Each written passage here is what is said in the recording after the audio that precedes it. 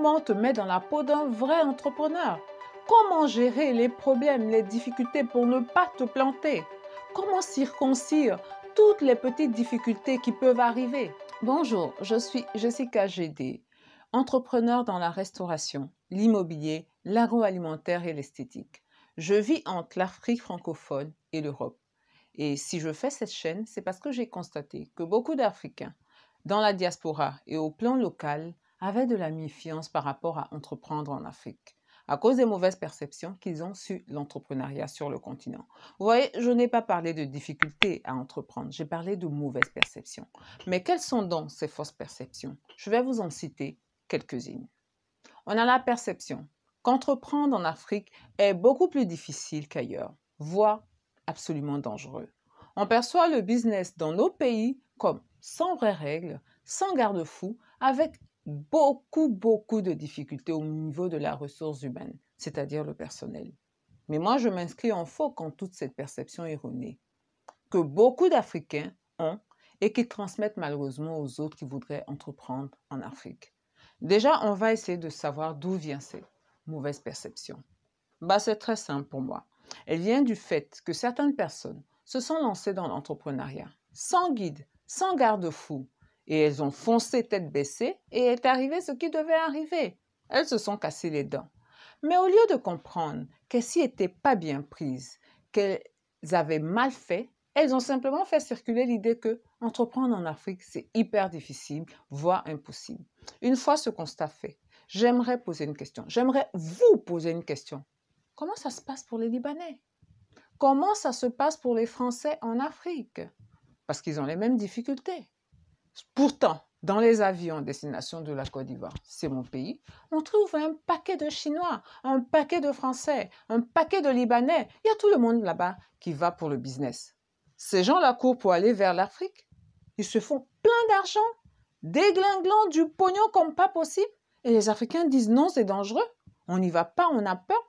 On vit avec le syndrome des sorciers du village. Eh bien moi, je dis non. En tant que personne vivant en Afrique, grande observatrice et analyste du business en Afrique, je pense que certains de ces étrangers ont simplement compris les codes, appris le manuel de l'entrepreneuriat. Heureusement, nous avons également des Africains qui le comprennent aussi, et modestie mise à part, je pense que je fais partie de ces Africains. Je vais donc à travers cette chaîne vous montrer ces codes, ce manuel, avec une attention particulière pour la diaspora. Car l'argent de la diaspora, c'est bien plus que l'argent de l'aide au développement. Beaucoup plus. Si beaucoup de personnes de la diaspora décident d'entreprendre en Afrique et ont des systèmes, des méthodes pour que cela soit couronné de succès, avec l'appui des locaux, ou plutôt en appui aux locaux, qui va bien pouvoir nous arrêter? Qui va nous stopper? Je dis, personne ne pourra nous arrêter. Personne. Donc moi, je suis là pour non seulement apporter ce message, mais aussi dire que l'entrepreneuriat en Afrique, ce n'est pas si compliqué. Ce n'est pas plus dur qu'ailleurs. On manque beaucoup de savoir-faire et de méthodes. Qu'est-ce qu'un entrepreneur? Comment on se lance dans l'entrepreneuriat? On ne nous l'apprend pas à l'école, ça c'est sûr. Et c'est bien dommage.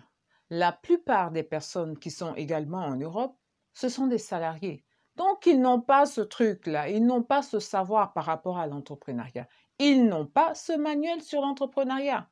C'est quoi un entrepreneur?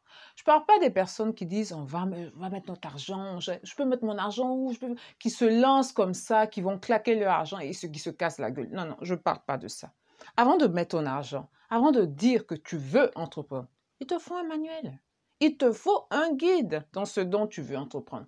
Avant de me lancer, voilà comment je vais faire. Voilà ce que je vais faire. Voilà ce que je ne vais pas faire. Allez, go, on y va. Si vous vous lancez sans guide, sans méthode, si vous n'avez pas de manuel, vous allez avoir 1 million de problèmes sans solution. Vous allez vous casser les dents d'une manière sauvage. Tout est parti. Vous allez revenir dire, les Africains ceci, les Africains cela. Pourtant, les Français, les Chinois et j'en passe travaillent avec ces mêmes Africains. Donc cela va vouloir dire que les autres vont pouvoir travailler avec les Africains et les Africains ne vont pas pouvoir travailler avec les Africains. Les autres vont pouvoir passer sur les difficultés inhérentes à l'entrepreneuriat dans nos pays et pas nous. Mais on a tort, on a absolument tort. En tout cas, moi, mon rôle, de l'expérience que j'ai dans ces domaines, que je vous ai précité, Je vous invite sur ma chaîne pour vous partager ce guide, ce manuel, le manuel de l'entrepreneuriat en Afrique. Quand tu veux entreprendre en Afrique, qu'est-ce qu'il faut faire? Quels sont les comportements à adopter? Ceux à ne surtout pas adopter, surtout pas. Quel est le bon mindset à avoir? C'est très important ça. Comment te mettre dans la peau d'un vrai entrepreneur? Comment gérer les problèmes, les difficultés pour ne pas te planter?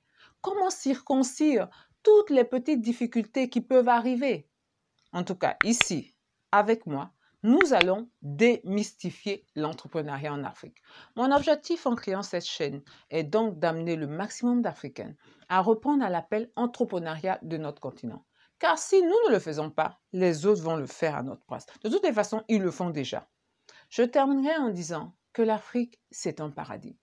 Si certains pensent que l'Europe, c'est l'Eldorado, c'est qu'ils n'ont pas compris que l'Afrique, c'est le paradis sur Terre.